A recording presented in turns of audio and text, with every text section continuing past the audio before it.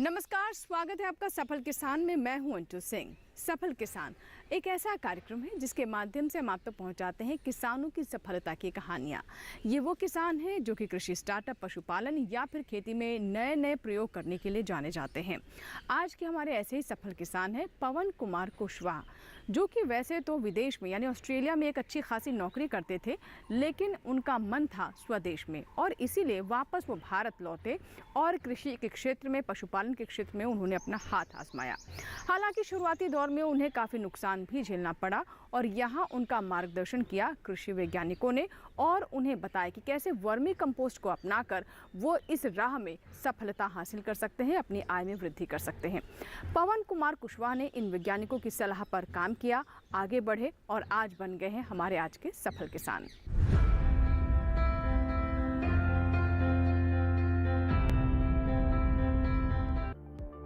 उत्तर प्रदेश भारत का सबसे बड़ा राज्य है, जिसकी अर्थव्यवस्था मुख्यतः कृषि पर आधारित है। उत्तर प्रदेश की कुल जनसंख्या का लगभग 65% भाग कृषि पर निर्भर है। इसी राज्य से हमारे सफल किसान पवन कुमार कुशवाहा भी आते हैं। कुशीनगर जिला मुख्य रूप से ऐतिहासिक स्थान के लिए भी प्रसिद्ध है। यहाँ महात्मा बुद्ध का महापरिनिर्वाण हुआ था। कुशीनगर एक अंतर्राष्ट्रीय पर्यटन स्थल भी है। यहाँ विश्व भर के बौद्ध तीर्थयात्री दर्शन के लिए आते हैं। बात करें खेती किसानी की तो यहाँ की मुख्य फसल गेहूं, धान, गन्ना आदि है। कुशीनगर के रहने वाले पवन कुमार कुशवाहा भी इन दिनों खेती किसानी में दिन दोगुनी और रात चौगुनी तरक्की कर रहे हैं। कैसे? तो चलिए जानते हैं इनकी सफलता की कहानी इन्हीं की जुबानी। मैं एक इंटरनेशनल जॉब जो मैं ऑस्ट्रेलिया में करता था, तो वहाँ से प्रेरणा मिली कि जॉब के अलावा भी जो अपना पर्सनल इंटरेस्ट है, जो अपनी भविष्य की प्लानिंग है, उसके अकॉर्डिंग गांव में भी कुछ व्यवस्था डेवलप किया जाए, कुछ फैसिलिटी डेवलप की जाए। तो उसी सोच के तहत मैंने गांव में गौशाला का शुरुआत किया। गौशाला जो आगे बढ़ा, चूँकि यहाँ का इन्वायरमेंट ऐसा है कि चूँकि शहर से दूर हम लोग काम कर रहे हैं, तो किसी वजह से मार्केट जो गौशाले का जो होना चाहिए, दूध का जो डिस्ट्रीब्यूशन, वो प्रॉपर हो नहीं पाया, जिसकी वजह से मेरा जो बिज़नेस था गौशाला वाला थोड़ा सा नुकसान में रहा। तभी उस समय कृषि विज्ञान केंद्र के माध्यम से हमको कुछ सहयोग मिला और जो गाय के गोबर से जो पैसे का इनकम किया जा सकता है, तो कुछ टेक्नोलॉजी कि गाय के गोबर का उपयोग कैसे किया जाए, स्पेशली बायोगैस में और उसका जो वर्मी कंपोस्टिंग जो होता है उसमें, तो वो कृषि विज्ञान केंद्र के जितने भी साइंटिस्ट लोग हैं उनके माध्यम से मुझे ये तरीका या टेक्नोलॉजी मिली, उन लोगों ने सिखाया और फिर मैंने वर्मी कंपोस्टिंग और बायोगैस का यूज़ गाय के गोबर से कैसे किया जाता है उसको शुरुआत किया। पवन कुमार का प्रयास है कि खेती किसानी के अंतर्गत जितनी भी सुविधाएं होती हैं, वो सारी सुविधाएं इनके फार्म में ही उपलब्ध हों। इसी सोच के साथ पवन जी ने शुरुआती दौर में एक छोटे से गौशाला का निर्माण किया। अभी पवन अपने फार्म में गायें, बकरी, मुर्गी एवं मछली का पालन करते हैं। पवन ने कृषि विज्ञान केंद्र से परामर्श लेकर एक छोटी सी वर्मी कंपोस्ट यूनिट लगाकर नई शुरुआत की। वर्मी कंपोस्ट बनाने के लिए इन्हें बाहर से रॉ मटेरियल लाने की जरूरत नहीं पड़ती, बल्कि पशुओं के अवशेषों को प्रयोग में लेकर वर्मी कंपोस्ट बनाते हैं। इससे इन्हें काफी फायदा होता है। लेकिन एक सवाल मन में ये भी आता है वर्मी कंपोस्ट की मार्केटिंग को लेकर। तो चलिए मार्केटिंग के बारे में जानते हैं हमारे सफल किसान पवन जी से ही। 2012 में मैं वर्मी कंपोस्टिंग किया। धीरे धीरे आगे बढ़ते बढ़ते कृषि विज्ञान केंद्र के माध्यम से जो मार्केटिंग भी हुआ, क्योंकि जागरूक जो किसानों को करना होता है, उनके साइंटिस्ट जो भी हैं उनके माध्यम से किसान लोगों को जागरूकता मिलती है कि कम से कम अपने वर्मी कंपोस्ट का खेत में उपयोग करके जो जैविकता है खेती बाड़ी का वो बढ़ाया जाए। तो जो समय बढ़ता रहा वैसे वैसे मेरा मार्केटिंग भी डेवलप करता रहा, मैं प्रोडक्शन भी होता रहा। शुरुआत में गाय के गोबर से रहा, लेकिन जैसे जैसे उत्पादन की डिमांड ज़्यादा आती गई तो मेरे लिए चैलेंज था कि भाई उतना मेरे पास गोबर का प्रोडक्शन था नहीं। तो फिर कृषि विज्ञान केंद्र के साइंटिस्ट लोगों के माध्यम से जो फसल अवशेष के माध्यम से कैसे वर्मी कंपोस्टिंग किया जाता है, फिर उसकी टेक्नोलॉजी प्राप्त हुई। फिर उसके बाद से जो भी अन्य पशुओं के जो अवशेष हैं, जैसे बकरी की मैगनी या मुर्गी का जो वेस्ट होता है, मलमूत्र होता है, उसके माध्यम से कैसे वर्मी कंपोस्टिंग किया जाता है, उसकी टेक्नोलॉजी मुझे प्राप्त हुई, उन लोगों के माध्यम से सीखा मैंने। और आज मेरा वर्मी कंपोस्टिंग का जो रॉ मटेरियल है वो गाय का गोबर भी है, बकरी का जो मैगनी है वो भी है, मुर्गी का खाद भी है, पुआल भी है, भूसा भी है, जो कुछ भी मतलब नेचुरली हमारे पास उपलब्ध है सबका मैं वर्मी कंपोस्टिंग करता हूँ और सक्सेसफुली उसका मार्केटिंग भी करता हूँ। हमारे से लगभग कुशीनगर और आसपास के जितने भी ज़िले हैं वो सारे जो किसान हैं जो जुड़े हुए हैं, लगभग मोर देन 1000 किसान मेरे पास जुड़े हुए हैं जो वर्मी कंपोस्टिंग का जो उपयोग कर रहे हैं, वर्मी कंपोस्ट खाद लेके अपने ज़मीन की जैविकता बढ़ा रहे हैं, उत्पादन बढ़ा रहे हैं और एक इकोनॉमिकल तरीके से खेती कर रहे हैं। वर्मी कंपोस्ट एक ऐसी प्रणाली है जिसे खेती किसानी के लिए बेहद ही फायदेमंद माना जाता है। जैविक खाद मूल रूप से एक व्यवस्थित कीट पोषण प्रक्रिया है जिसमें मिट्टी के भीतर विद्यमान अन्य जैविक पदार्थों का अवशोषण कर मिट्टी को उपजाऊ बनाया जाता है। जैविक खाद विधि से बहुत कम समय में सामान्य तापक्रम के अंतर्गत अच्छी गुणवत्ता वाली खाद तैयार की जा सकती है, जिसमें केंचुओं की समुचित प्रजातियों का उपयोग होता है। इसमें केंचुओं की आंतों में विद्यमान सेलुलोज तथा माइक्रो ऑर्गेनिज्म मिलकर निगले हुए जैविक पदार्थों का बड़ी तेजी से विघटन करते हैं। ये केंचुए अपनी पाचन क्रिया और जैव पदार्थों के संयुक्त मिश्रण के प्रभाव से एक अपशिष्ट पदार्थ बाहर छोड़ते हैं जिसे वर्मी कंपोस्टिंग कहा जाता है। किसान पवन का मानना है कि अगर सही रखरखाव के साथ केंचुए को रखा जाए तो वर्मी कंपोस्ट के लिए फायदा होता है। इस बारे में पवन क्या बताते हैं, सुनिए। बेसिकली जैसे आप देख रहे हैं कि ये केंचुआ कितना हेल्दी हैं और यही मौसम है जिसमें केंचुआ प्रजनन करके अपने बच्चे पैदा करते हैं। इनको जाड़ा बड़ा पसंद है, तो जैसे ही जाड़े का मौसम बीतता है उसके बाद से ये लोग अपना प्रजनन करके अपने अंडे का उत्पादन करता है। और जैसा कि आप देख सकते हैं कि ये जो अंडा है, ये अंडा लगभग मैच्योर होने की स्थिति में है और इस अंडे में से 5 से 7 बहुत पतले पतले केंचुए निकलेंगे और फिर उसके बाद से धीरे धीरे खाना खा के अपने आप को डेवलप करेंगे। तो इनकी जो जनरेशन होती है, पैदावार होती है, वो तो बहुत शानदार होती है। और लेकिन चूंकि यही एक बहुत नाजुक होते हैं, ये तो जल्दी मरते भी हैं दूसरे कारणों से। लेकिन यह है कि अगर उचित रख रखाव किया जाए, उचित इन लोगों का माहौल दिया जाए तो केंचुए की संख्या दिन दूनी रात चौगुनी बढ़ती है और बहुत शानदार उत्पादन करते हैं ये केंचुए। खाद भी बनाते हैं, खुद भी डेवलप करते हैं ये। केंचुआ बहुत अधिक मात्रा में खाना खाने वाले होते हैं। वे बायोडिग्रेडेबल पदार्थ का अक्षरण करते हैं और उसका कुछ भाग अपशिष्ट पदार्थ या वर्मी कंपोस्टिंग के रूप में बाहर छोड़ते हैं। पोषक तत्वों से युक्त वर्मी कास्टिंग पौधों के लिए एक पौष्टिक खाद है। यह कृमि खाद पोषक तत्वों की आपूर्ति एवं पौधों में हार्मोन्स को बढ़ाने के अलावा मिट्टी की गुणवत्ता में सुधार लाता है, जिससे मिट्टी द्वारा पानी और पोषक तत्व धारण करने की क्षमता में वृद्धि होती है।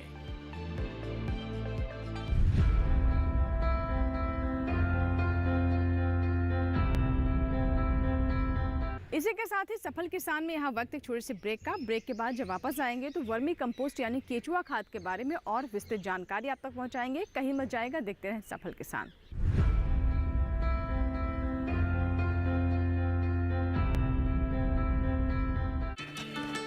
फूल वाला, केटरिंग वाला, बैंड वाला, ये लो भाई।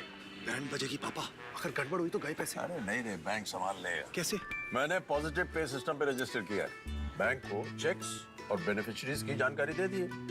बैंक चेक करेगा, जांच करेगा, डिटेल्स मैच नहीं तो क्लियरेंस नहीं। अच्छा, लाइए मुझे दीजिए। फोटो वाला, लाइट वाला, मंडप वाला।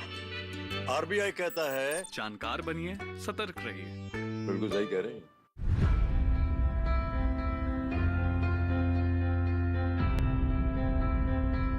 ब्रेक के बाद एक बार फिर आपका स्वागत है। आप देख रहे हैं सफल किसान। आज के सफल किसान में हम आप तक कहानी पहुंचा रहे हैं पवन कुमार कुशवाहा की, यानी उनकी सफलता की कहानी। कैसे उन्होंने ऑस्ट्रेलिया की नौकरी छोड़ी और भारत लौटे और यहां पर अब वो वर्मी कंपोस्ट के क्षेत्र में अपनी पहचान बना चुके हैं। आइए एक बार फिर से रुख करते हैं पवन कुमार कुशवाहा का और जानते हैं वर्मी कंपोस्ट के तमाम पहलुओं के बारे में।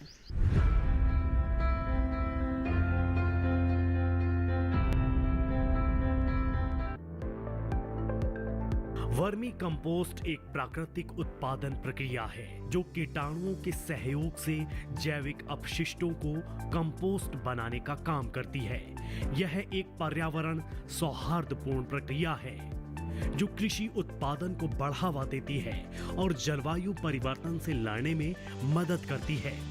उत्तर प्रदेश के कुशीनगर में पवन कुमार कुशवाहा ने वर्मी कंपोस्ट यूनिट लगाई जो सिर्फ पवन को ही नहीं बल्कि आसपास के किसानों के लिए भी फायदेमंद साबित हो रहा है।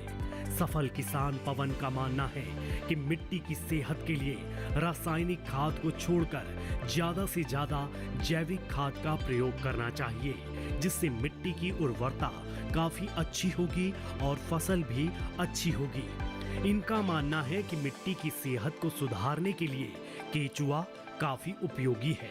अगर मिट्टी स्वस्थ है तो हम स्वस्थ हैं। इतने सालों से मैं ये वर्मी कंपोस्टिंग कर रहा हूँ, धरती माँ की सेवा कर रहा हूँ।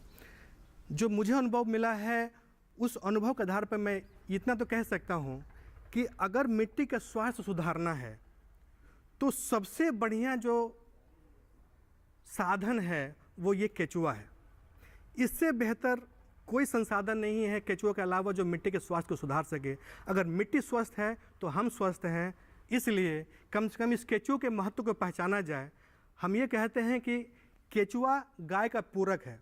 अगर गाय जमीन के ऊपर भगवान के रूप में है तो जमीन के नीचे ये केचुआ भगवान के रूप में है। अगर केचुआ जब तक जिंदा है तब तक धरती माँ स्वस्थ है और हम लोग को स्वस्थ रखने के लिए जो भी अनाज आएगा, जो भी वहाँ से उत्पादन आएगा, हम लोग खाएंगे, स्वस्थ रहेंगे।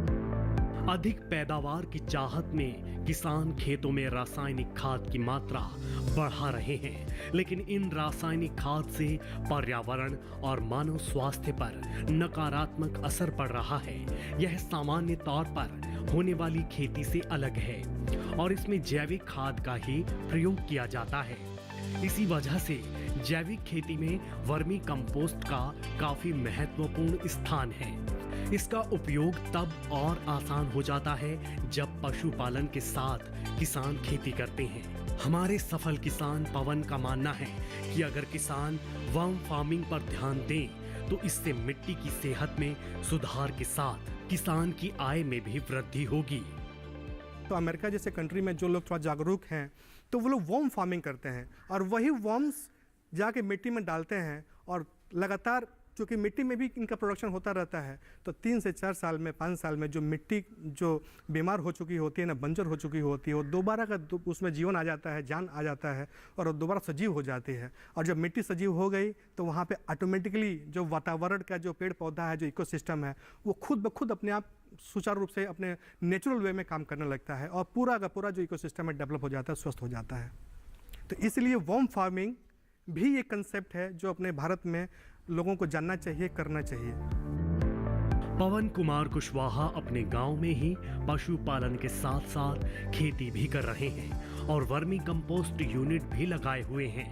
इनका मानना है कि गांव में खेतीबाड़ी आपसी सहयोग से की जाए तो काफी फायदा होता है और इससे आय में वृद्धि के साथ साथ गांव का भी विकास होगा। पवन के पशुपालन करने की मुख्य वजह है कि ये पशुओं के अपशिष्ट का इस्तेमाल कर लेते हैं। पवन ने अपने फार्म में वर्मीवास, गोबर और गोमूत्र को इकट्ठा करने के लिए अलग अलग टैंक लगाए हैं। पवन जीवामृत बनाने के लिए गोबर, गौमूत्र, बेसन, प्याज का रस, डीकंपोजर, नीम का पत्ता, मिर्च, लहसुन इत्यादि का प्रयोग करते हैं। सबसे अच्छी बात यह है कि जीवामृत बनाने के लिए इन्हें बाजार से कुछ भी लाने की जरूरत नहीं पड़ती। अपने खेती बाड़ी सिस्टम में हम लोग कहते हैं कि लिक्विड फर्टिलाइज़र का भी इस्तेमाल करना चाहिए एज ए टॉनिक। तो लिक्विड फर्टिलाइज़र चूँकि एक तो रासायनिक भी मार्केट में उपलब्ध है, लेकिन है क्या कि गांव का जो इकोसिस्टम है, गांव का जो परिवेश है, उसमें चूँकि गांव के लोग गांव के ही अगर हेल्प करेंगे तो कुछ गांव के लोगों का विकास होगा। तो हम चूँकि गांव में ही रह के ये जो पशुपालन है, चाहे ये जो खाद का जो काम है, वर्मी कंपोस्टिंग है, मैं वो कर रहा हूँ। तो जो मेरे पास जितने भी पशु हैं, तो पशु का जितना भी अवशेष है, चाहे वो मल के रूप में हो चाहे मूत्र के रूप में हो, मैं उसका उपयोग जीवामृत बनाने में चाहे लिक्विड फर्टिलाइज़र बनाने में कर रहा हूँ। तो जैसा कि आप देख सकते हैं कि जो भी हमारे पास वर्मी वाश आ रहा है वो यहाँ पे टैंक में इकट्ठा हो रहा है, जो गौमूत्र आ रहा है वो बगल के टैंक में इकट्ठा हो रहा है, और इन दोनों के कम्बिनेशन से जैसे कि वर्मी वाश, गौमूत्र से हम जीवामृत डेवलप कर रहे हैं, जिसमें कि इसमें जो गुड़ बनाने का जो अवशेष होता है, जैसे बदर महिया हम लोग अपने भोजपुरी में बोलते हैं, वो है, बेसन है, इसमें प्याज का रस है, इसमें डिकम्पोजर भी डाले हैं, उसमें नीम का भी पत्ता डाले हैं, उसमें प्याज मिर्चा भी है, लहसुन भी है, जो सुरती का डंठल होता है वो डाले हैं। मतलब जो भी इजीली उपलब्ध है अपने गाँव समाज में, जो अपने बाग बगीचे में, सबका उपयोग करके जो जीवामृत बनाया गया है, जो अपने फसलों के जड़ों पे भी दिया जाता है, और साथ में किसी किसान को अगर स्प्रे करना हो तो 1 लीटर में 5 लीटर पानी मिला के वो अपने फूल पत्ती पे चाहे पेड़ पौधे पे स्प्रे करे, बहुत शानदार रिजल्ट मिलता है। मतलब कि कुल मिला के ये पौधे का अमृत है, इसलिए इसको हम लोग अपनी भाषा में जीवामृत बोलते हैं। तो हम लोग सब डेवलप कर रहे हैं यहाँ पे, और ईजिली किसानों के लिए बहुत ही उचित दाम पे उपलब्ध है अपने किसानों के लिए, गाँव समाज के लिए। अगर वर्मी कल्चर को पूर्ण रूप से अपनाया जाए तो खेती के लिए काफी मददगार साबित होगा। वर्मी कल्चर में पौधे और मिट्टी की उर्वरता में सुधार करने का एक लाभकारी तरीका है। वर्मी कल्चर मुख्य रूप से कीड़ों के प्रजनन पर ध्यान केंद्रित करता है ताकि उनकी आबादी बढ़ाई जा सके। फिर फसलों की वृद्धि और विकास को बढ़ावा देने के लिए वर्मी कंपोस्ट तैयार किया जाता है।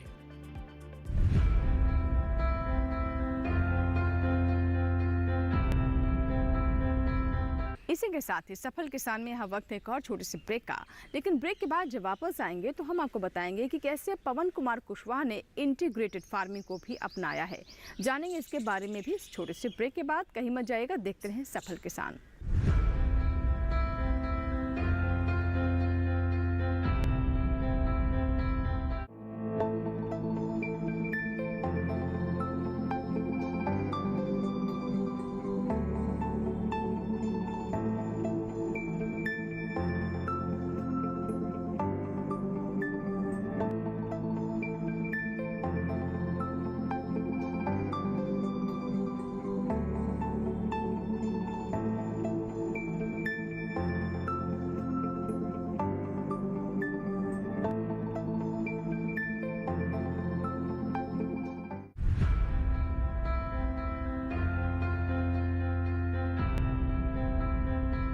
ब्रेक के बाद एक बार फिर आपका स्वागत है। आप देख रहे हैं सफल किसान।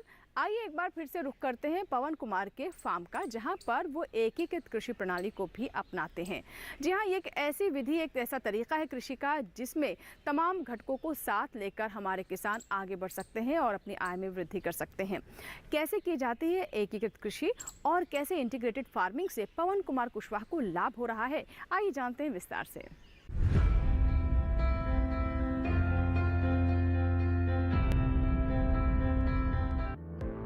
एकीकृत कृषि प्रणाली या इंटीग्रेटेड फार्मिंग, इसमें 2 या इससे अधिक उद्यमों का एकीकरण शामिल होता है। इसमें किसान की अधिकतम जरूरतों को पूरा करने के लिए संसाधनों का सर्वोत्तम उपयोग किया जाता है। इससे उत्पादकता में वृद्धि, कृषि अपशिष्टों का कुशल पुनर्चक्रण, संसाधनों का बेहतर उपयोग और रोजगार पैदा होते हैं। इसमें जोखिम कम होने के साथ स्थिरता भी सुनिश्चित होती है।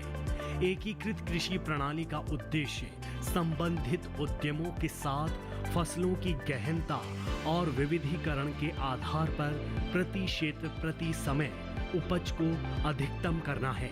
इसके अलावा यह पोषक तत्व पुनर्चक्रण सुनिश्चित करती है। तालाबों में मछलियों के साथ बत्तख या मुर्गी पालन के अलावा तालाबों के किनारे या तालाबों के ऊपर में पशुओं द्वारा तालाब का निरंतर जैविक निषेचन किया जाता है। इस प्रकार पशु और चारा अपशिष्ट के लाभदायक उपयोग से पशुधन, कृषि और मछली पालन की दक्षता बढ़ जाती है। ऐसे में किसान कई उद्यमों से एक साथ कम लागत में अधिकतम उत्पादन प्राप्त कर सकते हैं। जैसे आप देख रहे हैं, ये एक इंटीग्रेटेड सिस्टम डेवलप किया गया है जिसमें मुर्गा पालन और मछली पालन एक साथ करने का प्रयास किया जा रहा है। कहते हैं कि पशुपालन में अगर एक का वेस्ट मटेरियल दूसरे के लिए अगर रॉ मटेरियल फीड के रूप में काम आ जाए तो आपका इफ़िशेंसी या जो प्रॉफिटेबिलिटी होती है वो इंक्रीज कर जाता है। तो यहाँ पे मुर्गा पालन प्लस मछली पालन एक साथ ये हो रहा है। जैसे कि नीचे पोखरा है, पॉन्ड है और ऊपर हमारा कड़कनाथ मुर्गी फार्म है जिसमें जो साइज़ है उसमें 100-150 मुर्गियाँ आराम से रह लेती हैं। तो दिन में चूँकि हमारा जो ये मुर्गियाँ हैं बाहर चरती हैं क्योंकि उनको नेचुरल फीड मिलता है, साथ में धूप की भी आवश्यकता पड़ती है मुर्गियों को, तो वहाँ पे जाके अपना धूप सेकती हैं, खाना खाती हैं, दिन भर बाहर आती हैं। लेकिन जैसे होता है रात में वो अपने आप चली आती हैं और रात भर यहीं करती हैं। तो रात भर जो वो बीट करती हैं तो वो मछलियों के लिए वो फीड का काम करता है। लेकिन इसमें एक समस्या ये रहती है कि अगर 5 से 6 दिन लगातार अगर पानी को चेंज न किया जाए तो पानी गंदा हो जाता है और मछलियाँ मरने लगती हैं। तो उसमें हम लोग क्या करते हैं कि रात में छोटा सा 1 घंटे के लिए हम लोग पानी चला देते हैं कि पानी का सर्कुलेशन हो जाए। इसका जो पानी का ओवरफ्लो होता है बगल में जो हमारा पॉन्ड है बड़ा वाला, वहाँ चला जाता है। तो इस तरीके से हमारा कभी भी पानी गंदा नहीं होता, मछलियों के अनुकूल रहता है। पवन कुमार कुशवाहा अलग अलग देशों में नौकरी कर चुके हैं, लेकिन नौकरी रास नहीं आई। कहते हैं ना कि मन में अगर दृढ़ इच्छा शक्ति हो कुछ करने की तो आप कुछ भी कर सकते हैं। अपने साथ दूसरे किसानों को भी प्रेरित कर आज पवन आसपास के लोगों को भी फायदा कर रहे हैं। पवन का कहना है कि आज की युवा पीढ़ी नौकरी के पीछे भाग रही है, जबकि हम ठान लें तो नौकरी करने की बजाय नौकरी देने वाले बन सकते हैं। पवन आज की युवा पीढ़ी के लिए क्या कुछ संदेश दे रहे हैं, सुनिए। मेरा एक जो खुद का अनुभव है मैं शेयर कर रहा हूँ। मैं भी जॉब करता था, अभी ऑस्ट्रेलिया में जॉब किया, चाइना में जॉब किया। वहाँ पे कुछ ऐसी कंडीशंस थी कि नहीं कहते हैं कि भाई मन नहीं लगता था। जो मातृभूमि में अपना जो एक प्यार होता है ना वो खींच के लाता ही लाता है वापस। तो मेरा जॉब करने के साथ प्रयास था कि कुछ ऐसा सिस्टम डेवलप किया जाए कि जो आफ्टर जॉब मतलब रिटायरमेंट के समय में भी अपना कुछ रोजी रोटी के संसाधन डेवलप हो। तो उसी के सिलसिले में जॉब के साथ मैंने ये डेवलप किया। तो मेरा लगभग 15 साल का ये अनुभव है। कृषि विज्ञान केंद्र के अधिकारी लगातार किसानों के हित के लिए काम करते हैं। बात करें एकीकृत कृषि की तो इसे बढ़ावा देने के लिए अधिकारी किसानों को हमेशा जागरूक करते रहते हैं। एकीकृत कृषि प्रणाली में रसायन की जरूरत बिल्कुल नहीं पड़ती। इस कृषि प्रणाली में मुर्गी पालन के अपशिष्टों को बत्तख और मछली को आहार के रूप में उपयोग दिया जाता है। गोबर का इस्तेमाल खाद के लिए किया जाता है और खेतों में पोषक तत्वों की आपूर्ति की जाती है। इसके अलावा गोमूत्र और नीम के अर्क को खेत में कीटनाशक के रूप में छिड़का जा सकता है। अनाज और इसके भूसे का उपयोग मुर्गी एवं गाय के आहार तथा चावल के भूसे को गाय के चारे के रूप में इस्तेमाल किया जा सकता है। पोल्ट्री की बेडिंग सामग्री का उपयोग खाद में भी किया जा सकता है। तालाब में जलकुंभी की तरह जलीय खरपतवार का उपयोग वर्मी कंपोस्ट में बेडिंग सामग्री के रूप में किया जा सकता है। आज बढ़ती आबादी को देखते हुए रोजगार की संभावनाएं कम हो चुकी हैं और जो छोटी होती जा रही है।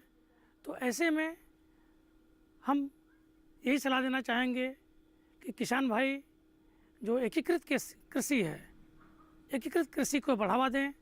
इसमें बहुत सारी फसलें हैं, तालाब है, पशुपालन है, मुर्गी पालन है, बकरी पालन है। इन सबको एक संग्रहित एरिया में, संरक्षित एरिया में, छोटे से एरिया में आप कर सकते हैं। क्योंकि जिस तरह से रासायनिक खादों का, उर्वरकों का, कीटनाशकों का प्रयोग खेतीबाड़ी में हो रहा है, इससे हमारी जो ज़मीन है वो इन रसायनों से के दुष्प्रभाव से दूषित हो रही है, प्रदूषित हो रही है। इससे उत्पन्न होने वाले अनाज दूषित हो रहे हैं, जिसको हम भोजन में ले रहे हैं, और इसको लेने से हमारी इम्यूनिटी, जो हमारी शक्ति है, वो क्षीण होती जा रही है। तो अगर हम अपने खेतों में एकीकृत रूप से खेती करें, तो इसमें इंटीग्रेशन के रूप में अगर खेती करें, तो जिन खेतों में हम रसायनों का प्रयोग कर रहे थे, वहाँ पर हम अपने जो एकीकृत खेती हमारी है, जहाँ पर कि हम पशुपालन भी कर रहे हैं, मुर्गी पालन कर रहे हैं, बकरी पालन कर रहे हैं, इनके खाद का जो इनका वेस्ट है, इनको सड़ा गला करके अच्छे से खेतों में प्रयोग करेंगे। उस खेतों का जो प्रयोग करेंगे जिस खेत में, उसमें निश्चित ही तौर से जो रासायनिक उर्वरकों की डिमांड है वो कम हो जाएगी, उसमें रोग व्याधियाँ कम आएंगी, और फसल का जो उत्पाद होगा वह बहुत ही अच्छा होगा, रसायन मुक्त होगा। पवन कुमार कुशवाहा एकीकृत प्रणाली को संयमित तरीके से कर रहे हैं और इससे इन्हें काफी फायदा हो रहा है। इन्होंने केचुए के महत्व को समझा और वर्मी कंपोस्ट की यूनिट लगाई। अभी इनके साथ करीब 1000 किसान जुड़े हुए हैं। आसपास के किसान इनके फार्म में बने जैविक खाद का प्रयोग करते हैं। जैविक खाद की मार्केटिंग के लिए कृषि विज्ञान केंद्र के अधिकारी काफी मदद करते हैं। इनकी इस सफलता को देख आसपास के किसान इनसे प्रेरित होकर सलाह भी लेने आते हैं।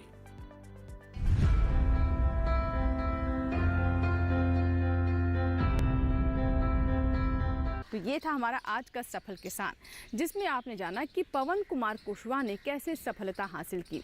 हालांकि वो विदेश में नौकरी कर रहे थे, लेकिन उन्होंने स्वदेश को ही चुना, और वो भी वर्मी कंपोस्ट का क्षेत्र।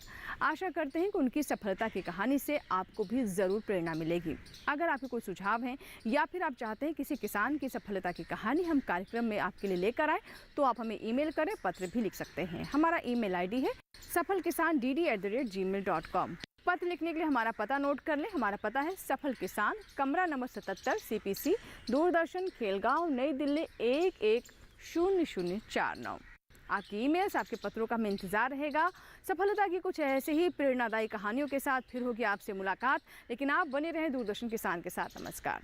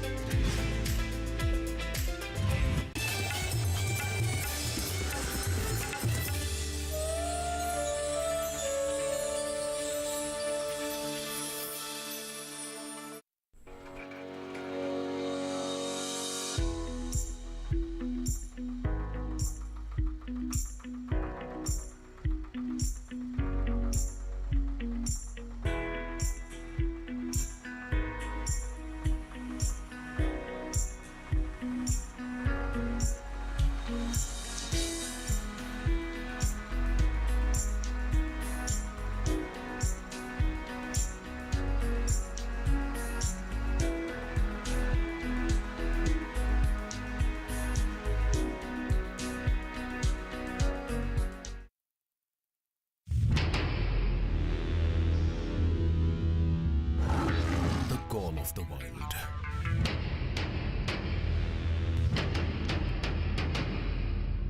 The thrill of sport.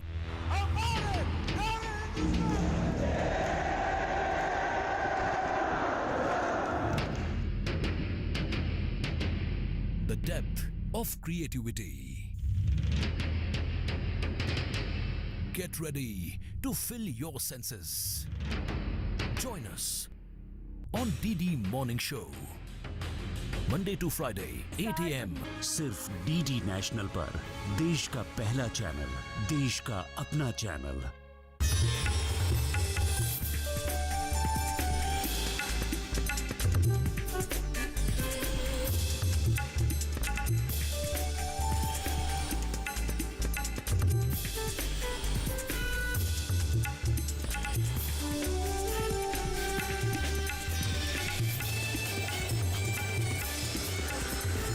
DD किसान, बदलते भारत की शान।